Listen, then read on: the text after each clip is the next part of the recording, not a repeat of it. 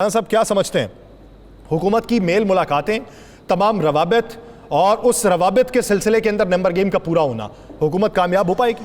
बिस्मिल्लाहिर्रहमानिर्रहीम, अस्सलातु वस्सलामु अलैका या सय्यदी या रसूल अल्लाह, अस्सलातु वस्सलामु अलैका या सय्यदी या हबीब अल्लाह, ताजदार ख़त्म नबूवत जिंदाबाद जिंदाबाद। देखें यासर, एक बात तो बड़ी क्लियर है, हुकूमत अब तक 9 का हिस्सा जो है उसको लिख के रखा हुआ उन्होंने, 9 का हिस्से को, कि हमने 9 जमीयत निकाल के जी जमीयत निकाल के जमीयत मौलाना साहब को निकाल के कि हमने 9 अरकान असम्बली जो हैं वो तहरीक इंसाफ के हर सूरत में तोड़ने हैं, ख़रीदना है, वैसे साथ मिलाना है, जो भी आप इसको लफ्ज़ दें, सही।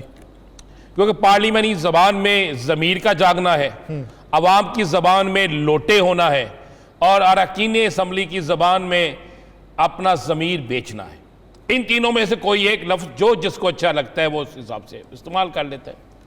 9 का 9 नाम मेरे पास भी हैं, 9 नाम आने वाले 2 से 3 दिनों में सामने भी आ जाएंगे, लेकिन मेरे पास इतला जो है वो थोड़ी सी इतला ये है कि शायद इन 9 में से 4 या 5 में या 6 में कामयाबी मिल जाए, बाकी में इन्हें कामयाबी ना मिल सके। अब इनके अपने सेनेट के अंदर से 3 अरकान जो है, आज के दिन तक की जो खबर है, जो आज इनकी मीटिंग हुई है, इनके अपने 3 सेनेटर जो है वो इससे इंकारी हैं, इस तरमीमी एक्ट पर, जो तरमीमी बिल लाना है एक्ट कह रहा हूँ, वो उस पर इनका साथ देने से जोर तोड़ होती है। सियासी प्रेशर भी होता है और एक अवामी प्रेशर भी होता है। ये तीनों प्रेशर जो है ना, ये बहुत सी चीज़ों को तब्दील कर देते हैं। अब बात यह है कि एक तरफ आपके यहाँ पे पूरी दुनिया से, बल्कि बड़े बड़े ममालिक के जो सरबराहान भी आ रहे हैं, आपने उसको भी संभालना है। और अगर उसी दौरान में ये शोर मच जाता है कि पाकिस्तान जैसे एक इस्लामी जमहूरिया पाकिस्तान जो है, जमहूरी मुल्क जो है, उसके अंदर लोगों का लेन देन जो होना शुरू हो गया है, ये खबरें तो अब इंटरनेशनल तौर पे जाती हैं ना। अब अगर किसी को आपने रख लिया है और किसी पे प्रेशर है, कोई ऐसी चीज़ें सामने आती हैं, तो फिर भी हुकूमत के लिए ही प्रॉब्लम आएगी। दूसरी बात, मैं समझता हूँ कि ये आईनी तरमीम जो हुकूमत जिसे एक बड़ा आसान टारगेट समझ रही है इस वक्त तक, इस एक 63A के फैसले के बाद, ये आसान टारगेट नहीं है। ये टारगेट इनके गले की हड्डी बन जाएगा। ज़हन में रखिएगा, हुकूमत उस वक्त भी तमाम चीज़ें मुकम्मल करके बैठी हुई थी जिस वक्त हुकूमत को ये पता था कि जनाब आज इतवार का दिन है और आज छुट्टी है, हमारे सारे स्कोर पूरे हैं। और हुकूमत के ईवानों में ये इतला थी कि मौलाना फजल रहमान साहब उनके साथ हैं, जो लोग इन्होंने साथ रखे हुए हैं 4 या 5 थे, वो भी उनके साथ हैं। अब उन 4 या 5 में से 1 या 2 जो है अगर खिसक जाते हैं, साइड पे हो जाते हैं, या मान ले वो सारे साथ आ जाते हैं, फिर भी अगर सेनेट से इन्हें नहीं मिलता कुछ, तो फिर क्या करेंगे? फिर तो गया ना गेम। अच्छा राना साहब, वो आपको याद है ना कि लास्ट टाइम आपने मुझ पे तनकीद की थी कि सारा दिन दफ्तर में बैठ के अपनी मर्जी के शॉट निकलवाएं। आज आपकी फरमाइश के ऊपर हमने कुछ काम किया है। नहीं, मैंने इसलिए किया, मैं आपकी फरमाइश देख, मेरी फरमाइश नहीं थी। माजरत चाहते हैं, उस वक्त OIC कॉन्फ्रेंस थी और अब SCO समिट है, लेकिन उस वक्त भी बैनुल अक़वामी मंदूबीन ने पाकिस्तान आना था और अब भी उन्हीं मंदूबीन ने पाकिस्तान आना है। कहा यह जा रहा था कि अगर आप हमारी मंशा के मुताबिक बात नहीं करेंगे, मुतालिबात नहीं मानेंगे, तो हम देखते हैं कि OIC कॉन्फ्रेंस कैसे होती है। और अब SCO समिट हो जाएगा राना साहब? हो जाएगा, खैरोफियत से होगा इंशाअल्लाह ताला। इस पाकिस्तान की इज्जत और पाकिस्तान के मामले पे कोई कंप्रोमाइज़ नहीं है, कोई सियासी जमात नहीं हमारी किसी के साथ। हम सब पाकिस्तान, जहाँ पे मेज़बानी है वहाँ पे मेज़बानी है वहाँ पे। लेकिन मैं कुछ चीज़ें देख रहा हूँ ना, सब चीज़ें उल्टी देखता हूँ। मुझे याद है यासर, जिस वक्त वो कॉन्फ्रेंस थी तो एक शोर मचा हुआ था, इमरान खान जा रहे हैं, बानी तहरीक इंसाफ की छुट्टी हो रही। अब मतलब शोर इंतहा मच। जी। मैंने एक बड़े सीनियर बंदे से बात की, मैंने कहा यार मुझे समझ नहीं आ रही कि इतनी बड़ी कॉन्फ्रेंस हो रही है, सारे मुस्लिम ममालिक के लोग आ रहे हैं, और ये कॉन्फ्रेंस जो है बहुत से लोगों की रजामंदी के बगैर नहीं, मेरे ख्याल से वो हुई भी बहुत ज्यादा अरसे के बाद थी। मैं कहा बहुत से लोगों की रजामंदी के बगैर हो नहीं सकती। उन्होंने कहा बिल्कुल ठीक।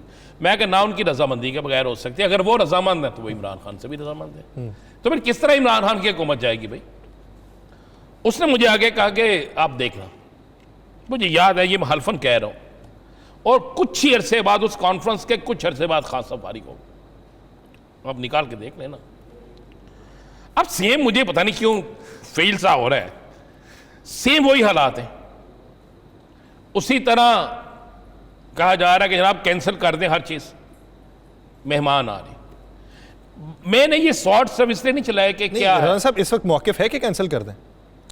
जी दूसरी तरफ से मौकिफ है कि आप इसे कैंसिल कर दें? जी मौकफ है क्या? किसको कैंसिल कर दें? ऑपोजिशन का ये मौकिफ है कि आप एसईओ को? नहीं, अपोजिशन का नहीं, अपोजिशन को कहा गया है अच्छा, क्या आप अपने एहतजाज को कर दें, जो कल मौलाना साहब ने भी कहा, और आपने वजीर दाखिला साहब की भी 2 3 4 5 प्रेस कॉन्फ्रेंस सुनी, वजीर इतलात की भी सुनी, सबकी। बात यह है कि इंसान ज़हन में रखे कि वक्त अपने आप को रिपीट करता। बिलावल भुट्टो जरदारी साहब क्या उस वक्त नहीं समझते थे? उससे पहले जो एक मौसूफ थे वो हमारे वजीर आज़म है, इस वक्त इस पाकिस्तान के वजीर आज़म है, उनका लहजा क्या था? उनके साथ खड़े मौलाना फजलुर रहमान की भी खाम हाम थी, उनके पीछे खड़े अख्तर मेंगल साहब की भी खाम हामी थी, और बिलावल की, और हमने मियाँ शहबाज शरीफ साहब की वजीर आज़म पाकिस्तान की उस वक्त तो नहीं थे वो, अब उस वक्त अपोजिशन लीडर थे। उनकी दोनों की गुफ्तगू हमने कौम को सुनाई। क्या हम क्यों भूल जाते हैं कि जब हम अपोजिशन में होते हैं, कोई भी हो, तो उस वक्त हमारे लिए मुल्क की मेहमान नवाजी, मुल्क के मामलात, मुल्क की इज्जत जो इतनी जरूरी नहीं होती, हमारी अपनी चीजें, हमारा अपना अदम एतमाद, हमारी अपनी रेपुटेशन, ये जरूरी होती है। और अब हम कहते हैं कि जनाब जब अपोजिशन वही काम करती है तो हम कहते हैं नहीं, आप गलत कर रहे हैं, आप मुल्क से बगावत कर रहे हैं, आप मुल्क से गद्दारी कर रहे हैं, आप आइन को रोंद रहे हैं। अगर ये सिलसिला पहले दिन से खत्म हो चुका होता तो आज ये सारी चीजें खत्म हो जाती।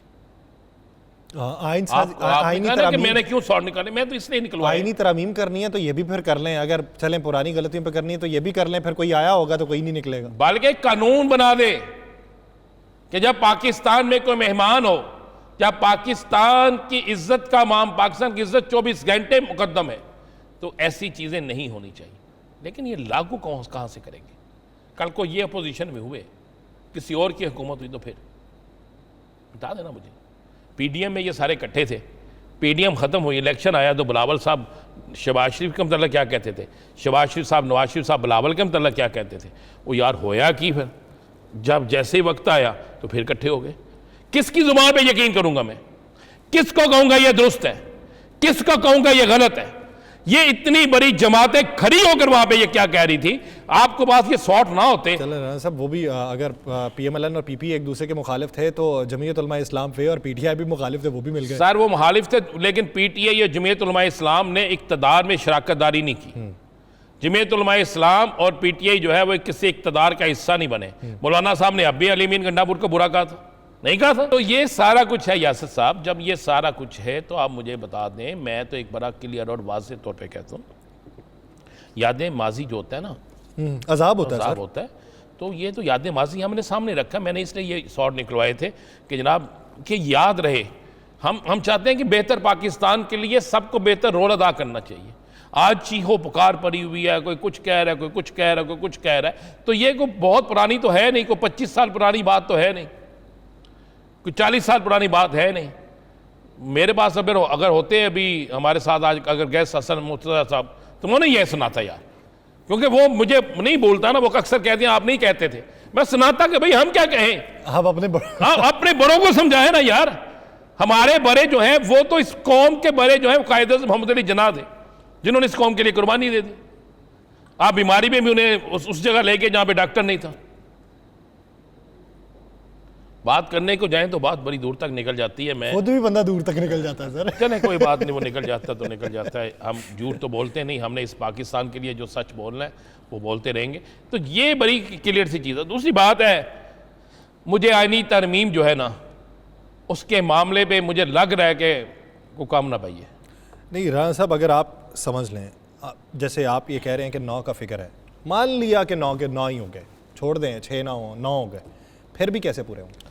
सर जी वो अभी भी इस बात पे उनको यकीन है कि आसफ अली जरदारी साहब या मियाँ नवाज शरीफ साहब मौलाना साहब को मना लेंगे। मैं आज की बात कर रहा हूँ कि मुझे आज उनके बड़े चाहने वाले ने, मैंने पूछा कि किस तरह हो गया, ये मेरे पास 9 का फिगर आ रहा है जो आप ही के लोगों के अंदर से निकल के आए।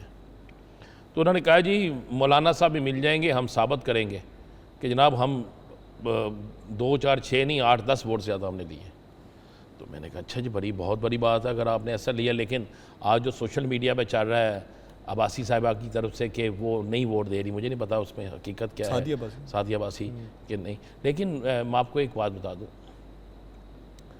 कभी कभी ज़मीर जाग जाता है, कभी कभी ज़मीर भी जाग जाता है। राणा साहब वो आपकी कल वाली बात हो जानी है कि हमेशा अपोजिशन का क्यों जागता है, ये तो फिर आप देखें ना हुकूमत में से जागता है। मैं कहा कभी कभी जाग जाता है। अच्छा, और ये हुकूमत में उस शख्स का जागता है जिससे नो लिफ्ट होती है, जो कहता है मैं डूब तो रहा हूं तो अब मैं बाहर निकल आऊं। हम तो डूबे हैं सनम, तुमको भी ले डूबेंगे, तुम्हें ले डूबेंगे और तुम्हारी कश्ती डूबेगी लेकिन मैं बाहर चला जाऊंगा।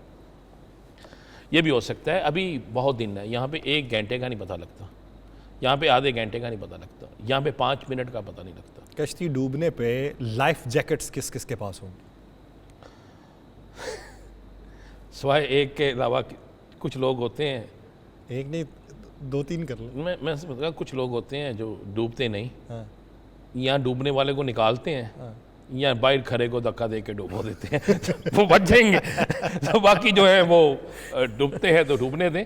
लेकिन यार सर एक चीज़ मुझे समझ नहीं आ रही, मैं खुदा शाहिद है कि मैंने बड़े लोगों से, मैंने अपने सीनियर से भी पूछा, मैंने कहा इस आईनी तरमीम की ज़रूरत क्या है? हो गया आईनी तरमीम, ओके, जो उन्होंने चाहा वो भी मिल गया, ओके, क्या ताहयात हुक्मरानी होगी उनकी? उन्होंने कहा जी नहीं।